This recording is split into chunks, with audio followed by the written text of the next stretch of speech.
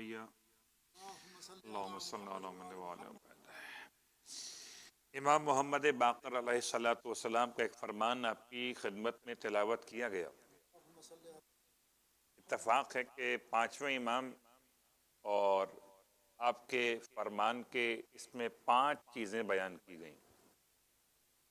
کل پہلے امام سے 5 چیزیں کتاب توریت کے عنوان سے بیان کی گئی تھیں، اور آج پانچویں امام سے 5 چیزیں۔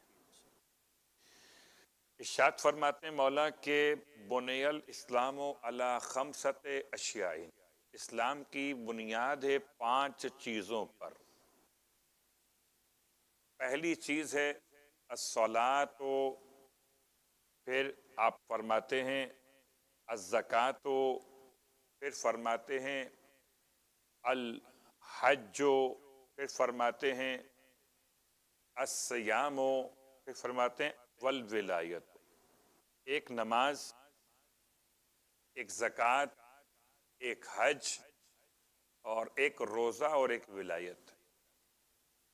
راوی کا نام ہے زرارہ۔ امام سے پوچھا کہ ان میں سب سے افضل کون سی ہے؟ نماز اور روزہ، آپ ترتیب بدل دیجئے، نماز، روزہ، حج، زکوٰۃ اور ولایت میں سب سے افضل کون سی ہے؟ فرمایا اس سب سے افضل ہے ولایت۔ کیوں؟ اس لیے کہ ولایت ان کی چابی ہے۔ یہ 4 عبادتیں بغیر ولایت کے بند دروازہ ہیں، بند تالا ہیں، اور بند تالے سے سر تو پھوڑ سکتے ہیں، کوئی کام نہیں لے سکتے، بادام توڑ سکتے ہیں، بند تالے سے کیا کریں گے؟ کسی کام کا نہیں ہوتا جب تک چابی نہ ہو۔ امام فرماتے ہیں ولایت ان 4 عبادتوں کے لیے چابی کی عنوان، مفتاح ہے، اور جس کی ولایت اختیار کی جاتی ہے وہ ان 4 عبادتوں کا گواہ قرار پاتا ہے۔ والوالی الدلیل علیہا۔ پھر پوچھا زرارہ نے کہ ولایت کے بعد سب سے افضل کیا ہے؟ فرمائے نماز۔ کیوں؟ کہ تمہارے نبی کا فرمان ہے کہ نماز دین کا ستون ہے۔ پھر اس کے بعد سب سے افضل کیا ہے؟ فرمایا زکوٰۃ، کہ زکوٰۃ کو خدا نے نماز سے ملا کے بیان کیا، تو نماز کے فوراً بعد زکوٰۃ کا مرتبہ ہے۔ پھر پوچھا مولا سے کہ اس کے بعد سب سے افضل کیا ہے؟ فرمایا حج۔ اللہ کے حبیب کا فرمان ہے ایک حج مقبول 20 نافلہ نمازوں سے زیادہ افضل ہے۔ تو راوی پوچھتا ہے مولا سب سے آخر میں روزہ؟ فرمایا جی، اس لیے کہ باقی جو 4 چیزیں ہیں، یعنی نماز، زکوٰۃ، حج اور ولایت، جو باقی 4 چیزیں ہیں روزے کے علاوہ، ان 4 چیزوں کا بدل کوئی نہیں ہے، جبکہ روزے کا بدل ہے۔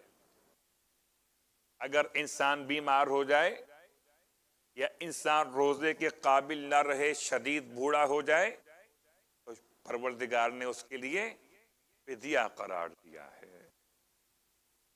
اب آئیے خمس کے مسائل میں کچھ مسائل میں بیان کر رہا ہوں توضیح المسائل سے، اور باقی جو سوال جواب ہیں وہ ہم بیان کریں گے، خاص طور سے آغا سیستانی کی ویب سائٹ سے جو سوال جواب اپلوڈ کیے گئے ہیں اس کے سوال بھی اور جواب بھی۔ مگر پہلے آج مکمل کر لیں گے انشاءاللہ خمس کا مصرف۔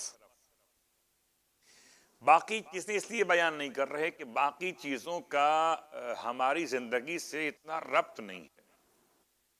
یعنی جو 7 چیزیں بیان کی گئی تھیں آغا سیستانی کے یہاں، ان میں سے پہلی تو کاروبار کا منافع جو بیان ہو چکا، دوسرا معدنی کانے، اس کا نصاب ہے 15 مثقال سکے دار سونا، تیسرا گڑھا ہوا دفینہ، اس کا بھی ایک نصاب ہے 105 مثقال سکے دار چاندی۔ پھر وہ حلال مال جو حرام میں مخلوط ہو جائے، اس میں عام طور پر مثال دی جاتی ہے اس انسان کی جس کے پاس کسی اور کا مال بھی آ گیا ہو، اب مالک نہیں معلوم کون سا ہے، یہ مال حرام اس مالک کا ہے اور آپ کا مال حلال ہے تو اس کا مسئلہ۔ اور نمبر 5، غواصی سے حاصل کیے گئے موتی، اس میں بھی نصاب کا بیان کیا گیا اور نصاب کے بغیر اس پہ خمس واجب نہیں ہے۔ جیسے عنبر کا نصاب ہے 18 چنے سونے،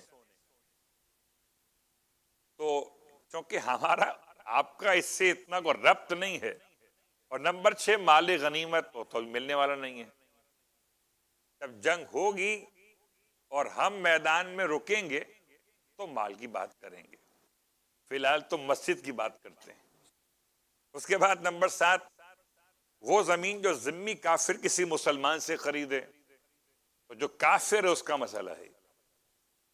لہٰذا ہمارے اور آپ کے عام مبتلا بے مسائل جو خمس سے متعلق تھے، وہ پہلا ہی عنوان تھا کاروبار کا منافع۔ اور اب جو اہم مسئلہ ہے وہ کیا ہے؟ یہ خمس کا پیسہ کہاں خرچ کیا جائے گا؟ کہتے ہیں ضروری ہے، مسئلہ نمبر 1804 1804، ضروری ہے کہ خمس 2 حصوں میں تقسیم کیا جائے، ضروری ہے، اختیار نہیں ہے۔ اس کا ایک حصہ سادات کا حق ہے، اور ضروری ہے کہ کسی فقیر سید، یتیم سید یا ایسے سید کو دیا جائے جو سفر میں ناچار ہو گیا ہو۔ اور دوسرا حصہ فقیر، یتیم اور مسافر سید، دوسرا حصہ امام علیہ السلام کا ہے، جو ضروری ہے کہ موجودہ زمانے میں جامع الشرائط مجتہد کو دیا جائے، جامع الشرائط مجتہد کو دیا جائے، یا ایسے کاموں پر خرچ کیا جائے جس کی وہ مجتہد اجازت دے دے، یعنی اجازت لے کر سہم امام کو ایسے کاموں پر ہم اور آپ بھی خرچ کر سکتے ہیں جس کی مجھے یا آپ کو مجتہد نے پرمیشن دے دی ہو۔ لیکن یہ مسئلہ سب کے لیے عام نہیں ہے، خاص ہے کہ پرمیشن روڈ پہ نہیں بٹ رہی ہوتی کہ سب کو تبرک میں بانٹ دی جائے۔ اور احتیاط لازم یہ ہے کہ وہ مرجع عالم ہو، یعنی ہر جامع الشرائط مجتہد کو دے سکتے، لیکن احتیاط لازم یہ کہ وہ مرجع عالم ہو، باقی مراجع کے لحاظ سے سب سے زیادہ صاحب علم اور عمومی مصلحتوں سے آگاہ بھی ہو۔ ایسا نہ ہو کہ عالم ہو اور آگاہ نہ ہو، عالم ہو علم کے اعتبار سے، آگاہ ہو مصلحتوں کے اعتبار سے، کہ پاکستان میں، ہندوستان میں، دیگر ممالک میں مومنین کے کیا مسائل، ان کی کیا مصلحت ہے، کہ وہاں پانی کا مسئلہ ہے تو پانی کا انتظام کیا جائے، مسئلہ ہے۔ اس کے بعد نمبر 1805 1805 مسئلہ، اس یتیم سید کو خمس دیا جائے، ضروری ہے کہ وہ فقیر بھی ہو، خالی یتیم ہونا کافی نہیں ہے۔ جس یتیم سید کو خمس دیا جائے وہ فقیر بھی ہو، لیکن جو سید سفر میں ناچار ہو جائے، خواہ وہ اپنے وطن میں فقیر نہ بھی ہو، اسے خمس دیا جا سکتا ہے۔ آسان سا مسئلہ۔ سفر میں انسان اگر ناچار ہو جائے تو اپنے وطن میں چاہے صاحب حیثیت ہی کیوں نہ ہو۔ اگلا مسئلہ 1806 1806 نمبر کا مسئلہ، جو سید سفر میں ناچار ہو گیا ہو، اگر اس کا سفر گناہ کا سفر ہو تو احتیاط واجب کی بنا پر ضروری ہے کہ اسے خمس نہ دیا جائے، اس کی آپ اور کسی مد سے ہیلپ کر سکتے ہیں، کسی اور فنڈ سے اس کو آپ دے سکتے ہیں، صدقہ دے سکتے ہیں۔ صدقہ عام جو واجبات میں شامل نہیں ہے اس کا مسئلہ بہت آسان سا، تو یہ دے سکتے، لیکن خمس نہیں دے سکتے۔ علیہ السلام۔ اب صرف ایک اشارہ مکمل کر دوں، گناہ کا سفر کیا ہوتا ہے؟ کوئی شراب خریدنے جا رہا ہو، شراب بیچنے جا رہا ہو، شراب کی مارکیٹنگ کر رہا ہو، یا خدا نخواستہ ایسی چیزیں بیچتا ہو یا خریدتا ہو جس سے شرک ہوتا ہے، بتوں کا سامان بنانے کا، سجانے کا علاقہ۔ اسی انداز سے کوئی اگر اپنے والدین سے مخالفت کر کے سفر کر رہا ہو تو اس کا سفر بھی سفر معصیت ہے۔ اب کہتے ہیں مسئلہ نمبر 1807، جو سید عادل نہ ہو اس سے خمس دیا جا سکتا ہے، لیکن جو سید اثنا عشری نہ ہو ضروری ہے کہ اسے خمس نہ دیا جائے۔ اب عادل ہونے کی شرط ہٹا دی گئی ہے، عادل ہونا اور ہے اور مذہبی ہونا اور ہے۔ عام طور پہ ہم سمجھتے ہیں عادل کا مطلب یہ ہے کہ داڑھی رکھے ہوئے ہو، یہ اپنے مقام پہ موضوع ہے، لیکن عادل کا خاص مطلب اس سے بڑھ کر ہے۔ عادل کا مطلب کہ نماز پڑھا سکتا ہو، عادل کا مطلب کہ اس کی گواہی قبول کی جاتی ہو۔ تو کہتے ہیں اس کے لیے یہ شرطیں کہ سید عادل بھی ہو، عادل نہ بھی ہو تو اسے خمس دے سکتے، لیکن جو اثنا عشری نہ ہو، شش امامی ہو، چہار امامی ہو، اس سے آپ خمس نہیں دے سکتے۔ اگلا مسئلہ 1808، جو سید خمس کو گناہ کے کام میں استعمال کرے اس سے خمس نہیں دیا جا سکتا، بلکہ اگر اس سے خمس دینے سے گناہ کرنے میں اس کی مدد ہوتی ہو تو احتیاط واجب یہ ہے کہ اسے خمس نہ دیا جائے، چاہے وہ اسے گناہ میں بھی استعمال نہ کرے تب بھی، لیکن چونکہ اس کی ہیلپ کا مطلب گناہوں میں ہیلپ ہے، اس لیے اسے احتیاط واجب کی بنا پر خمس نہ دیا جائے۔ اسی طرح احتیاط واجب یہ ہے کہ اس سید کو بھی خمس نہ دیا جائے شراب پیتا ہو، خدا نخواستہ، یا نماز نہ پڑھتا ہو، یا اعلانیہ گناہ کرتا ہو۔ اعلانیہ گناہوں میں بہت سارے گناہ ہو سکتے، جھوٹ بولنا، گالی دینا، اور سامنے غیبت کرنا مومنین کی، یہ کھلم کھلا گناہ ہے نا، تو سامنے آپ کے آ رہے ہیں۔ لیکن ایک اور گناہ جو مردوں کے لیے اور عورتوں کے لیے الگ الگ ہے، عورت کا بال نہ چھپانا گناہ کبیرہ ہے، اسے بال نہیں بلکہ شریعت نے جو پردہ واجب قرار دیا، یعنی کہ ہاتھوں کا پردہ کلائیوں تک اور پیروں کا پردہ پورا کے پورا کور کرنا، گردن کو چھپانا، بالوں کو چھپانا، زینت کے مقامات کو چھپانا عورت کا پردہ ہے۔ مرد کے لیے موضوع الگ۔ تو اگر کوئی خاتون پردہ نہ کرے تو اس کا یہ عمل اعلانیہ گناہ میں شامل ہوگا کہ سب کے سامنے ہے وہ۔ اور مرد اگر داڑھی مونڈ کر آئے، بڑے اطمینان سے لوگ داڑھی مونڈ لیتے ہیں اور اس کے بعد سمجھتے ہیں شاید بڑا نیک کام کیا، یاد رکھیں روز قیامت اس کا حساب دینا پڑے گا۔ گناہ کبیرہ ہے داڑھی کا مونڈنا، اب جو مونڈتا ہو اپنا ذمہ دار ہے۔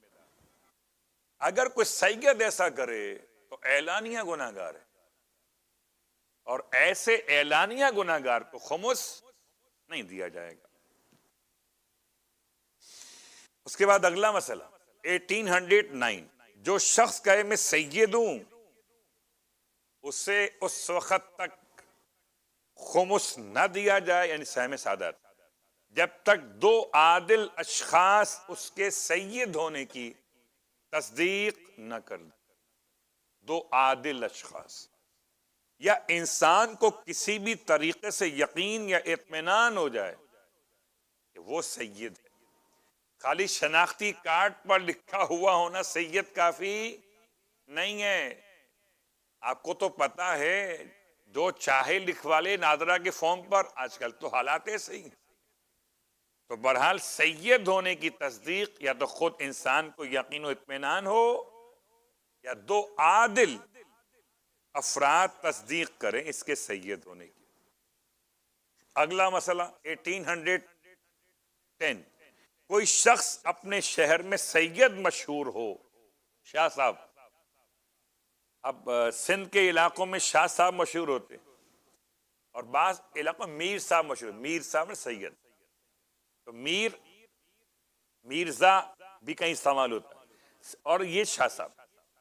سید مشہور ہو، اگر انسان کو اس کے برخلاف بات کا یقین یا اطمینان نہ ہو کہ بھائی یہ سید نہیں ہے، اطمینان ہے مجھے، تو نہیں دیں گے آپ خمس.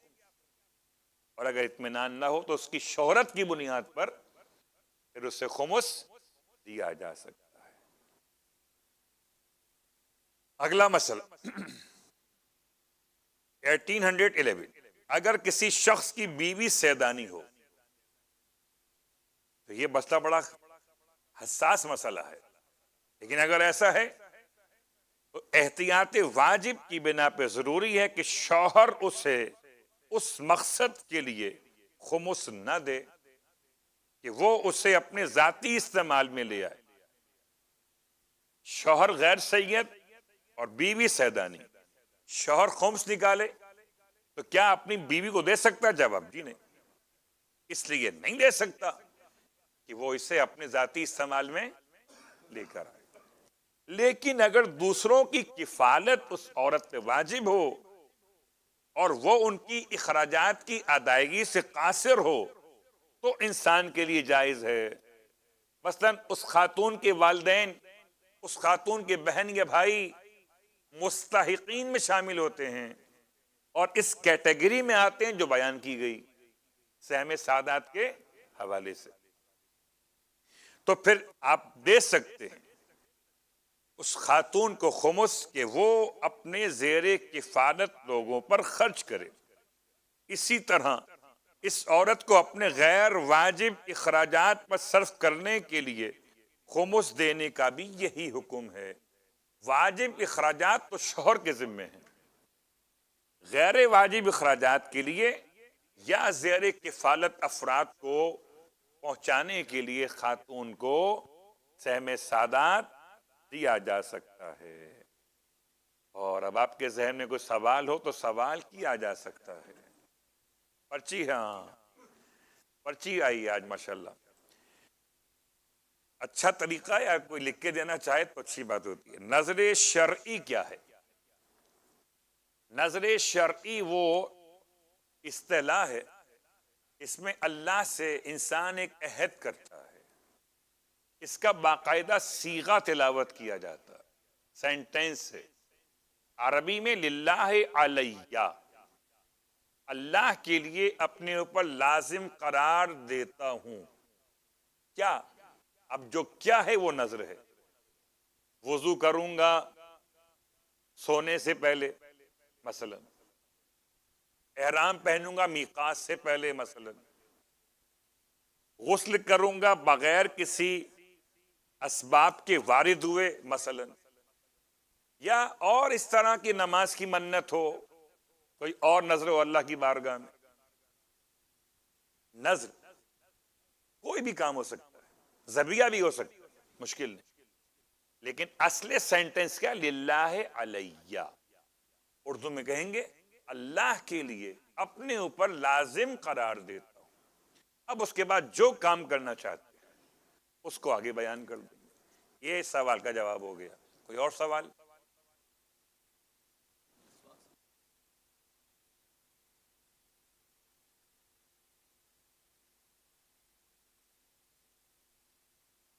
بسم اللہ الرحمن الرحیم. حالت روزہ میں اگر انسان برش کرے یا مسواک کرے اور غلطی سے مسواک یا برش کے پانی میں جو تری موجود تھی اس کے اندر وہ حلق میں چلی جائے غلطی سے تو روزہ باطل نہیں ہوتا. غلطی سے پوری بریانی کھا لیجئے, خالی مسواک کی بات کیا کر رہے ہیں؟ تو غلطی خدا کی طرف سے معاف ہے, مگر ساری غلطیاں معاف نہیں ہیں. جو بیان ہوئی وہی بات ہو رہی. کوئی اور بیان کیجئے سوال.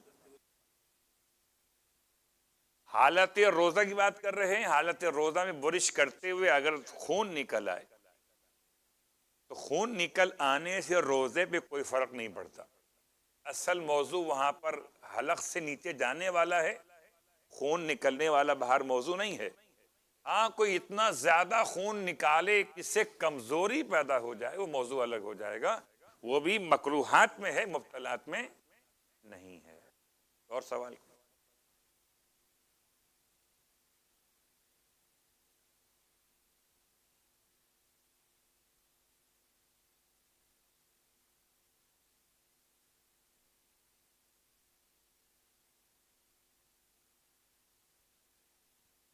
بیٹا لفظ بسم اللہ الرحمن الرحیم, بات ہم نے کی نظر کی. نظر کا مطلب اللہ سے ایک عہد کرنا, اس میں غسل بھی آتا ہے.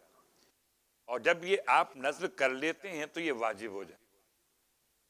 جب تک نظر نہیں کرتے تب تک غسل عام حالات میں واجب نہیں, سوائے خاص ان احکامات کے جن کی بنیاد پہ شریعت نے غسل واجب قرار دیا ہے.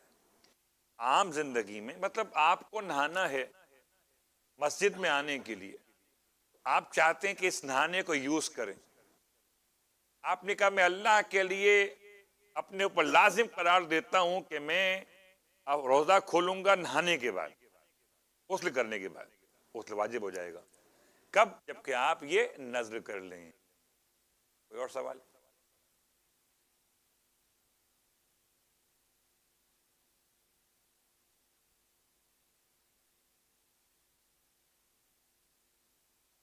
پہلے بسم اللہ الرحمن الرحیم, یہ بات کل اشارے میں تو آ چکی تھی کہ وہ اپنی ساری جمع پونجی کا جو استعمال کر رہا ہے, جو اس کے پاس سیونگ ہے, سب کا حساب کرے گا. جتنا استعمال کر چکا ہے اس کے احتمال کے لحاظ سے مرجے سے یا اس کے نمائندے سے مفاہمت کر کے 50% ادا کرے گا. یہ اس کا آخری مسئلہ ہے کاروبار کے منافع کا, چونکہ اس کا خلاصہ ہم کل بیان کر چکے تھے. اس کو پڑھ دیتے ہیں دوبارہ سے. یہ مسئلہ نمبر تھا آپ کے لیے جناب عالی 1751 تھا, آخری مسئلہ اس کا. اگر کوئی شخص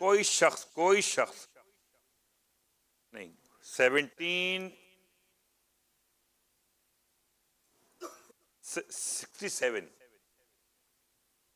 جس شخص نے شروع سے یعنی جب سے خمس کی ادائیگی اس پہ واجب ہوئی یا چند سالوں سے خمس نہ دیا ہو, اگر اس نے اپنے کاروبار کے منافع سے کوئی ایسی چیز خریدی ہو جس کی اسے ضرورت نہ ہو اور اس سے کاروبار شروع کیے ہوئے یا اگر کاروباری نہ ہو تو منافع حاصل کیے ہوئے 1 سال گزر گیا ہو, تو ضروری ہے کہ اس کا خمس دے. اور اگر اس نے گھر کا ساز و سامان, ضرورت کی تمام چیزیں اپنی حیثیت کے مطابق خریدی اور جانتا کہ اس نے یہ تمام چیزیں سال کے دوران منافع سے خریدی ہیں, اس سال میں سے منافع ہوا تھا اور اسی سال میں انہیں استعمال بھی کر لیا اسی سال کے منافع سے لیے, تو ان پر خمس نہیں. لیکن اگر اسے یہ معلوم نہ ہو, مکس ہو گیا کہ منافع پچھلے سال کا تھا, اس سے پچھلے سال کا تھا, کب خریدا تھا, استعمال نہیں ہوا کہ ہوا, اگر معلوم نہ ہو تو احتیاط واجب کی بنا پر ضروری ہے کہ حاکم شرع سے احتمالی نسبت پر مفاہمت کرے. یعنی اگر مثلا 50% پر خمس واجب ہو گیا ہوگا سارے سامان میں سے، تو ضروری ہے کہ اس کا 50% خمس کے طور پر ادا کرے۔ 1 منٹ باقی ہے، کوئی اور سوال کسی کا ہے؟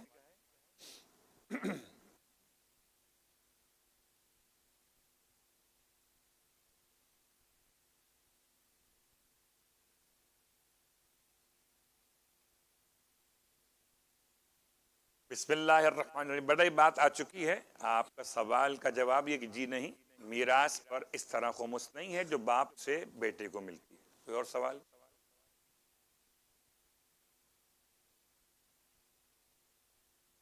یہ پورے مسائل اصل میں میراث کے حوالے سے خمس کے آ چکے ہیں، تو اگر نہیں نکالا اور آپ کے علم میں تو پھر آپ نکالیں گے۔